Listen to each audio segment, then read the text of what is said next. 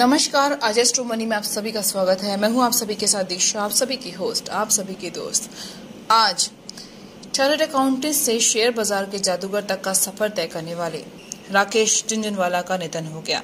जी हां, राकेश झुनझुनवाला ने साल 1985 में सबसे पहला कदम शेयर मार्केट में रखा था। इसके पीछे की कहानी भी बहुत ही दिलचस्प है, हम जानेंगे आज की रिपोर्ट में। देश के सबसे सफल निवेशकों में से एक और दिग्गज कारोबारी राकेश झुनझुनवाला का सुबह निधन हो गया। उन्होंने मुंबई के ब्रिज कैंडी अस्पताल में अंतिम सांसें ली। इससे पहले उनकी तबीयत बिगड़ने के बाद उन्हें अस्पताल में भर्ती कराया गया था। डॉक्टर उन्हें बचाने की कोशिश कर रहे थे, लेकिन उनकी जान नहीं बचाई जा सकी। बताया जा रहा है कि उनकी मौत मल्टी ऑर्गन फ्लोर की वजह से हुई है। उनकी तबीयत खराब होने के बाद ही उन्हें कल शाम में मुंबई के ब्रिज कैंडी अस्पताल में भर्ती करवाया गया था। उनके जीवन शैली की तरफ हम नजर डालते हैं। पिता ने पैसे देने से कर दिया था मना। जी हाँ, कुछ ऐसी ही कहानी थी राकेश झुनझुनवाला की। राकेश झुनझुनवाला का जन्म मुंबई में साल 1960 में हुआ था। उनके पिता इनकम टैक्स डिपार्टमेंट में काम करते थे। इसके साथ ही उनके पिता को भी शेयर मार्केट में पैसे निवेश करते थे।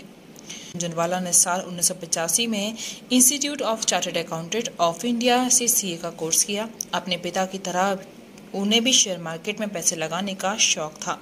मार्केट में पैसे लगाने के लिए जब उन्होंने पैसे की मांग की तो उनके पिता ने मना कर दिया। इसके बाद साल 1985 में सबसे पहला कदम शेयर मार्केट में रखा था। राकेश झुनझुनवाला ने केवल 5,000 रुपए से शेयर मार्केट में निवेश की शुरुआत की थी। टाटा के शेयर में पैसे लगाकर वे मार्केट किंग बने थे। बाद में उन्हें मार्केट का बिग बुल कहा जाने लगा। उन्हें मार्केट का जादूगर समझा जाता था। टाटा के शेयर्स ने बनाया उन्हें बड़ा आदमी। जी हाँ, शेयर बाजार में कदम रखने के बाद साल 1986 में राकेश झुनझुनवाला ने अपना पहला प्रॉफिट कमाया। उनकी पहली कमाई टाटा के शेयर से हुई थी। केवल 43 रुपए का टाटा टी का शेयर खरीदकर उन्होंने इसे 143 रुपए में बेचा था। इसके बाद वे धीरे धीरे मार्केट के बड़े किंग बनकर उभरे। साल 1986 से 1979 तक उन्होंने शेयर मार्केट से जबरदस्त कमाई की।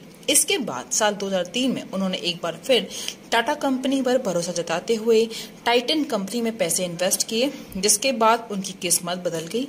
उस समय टाइटन कंपनी के शेयर राकेश झुनझुनवाला ने केवल 3 रुपए में खरीदे, जिसका दाम 2,472 रुपए प्रति शेयर है। भारत के सबसे अमीर 50 लोगों की लिस्ट में है शामिल। जी हाँ, इनका नाम फोर्ब्स हर साल दुनिया के सबसे अमीर लोगों की लिस्ट जारी करता है, जिसमें राकेश झुनझुनवाला का नाम भी शामिल है।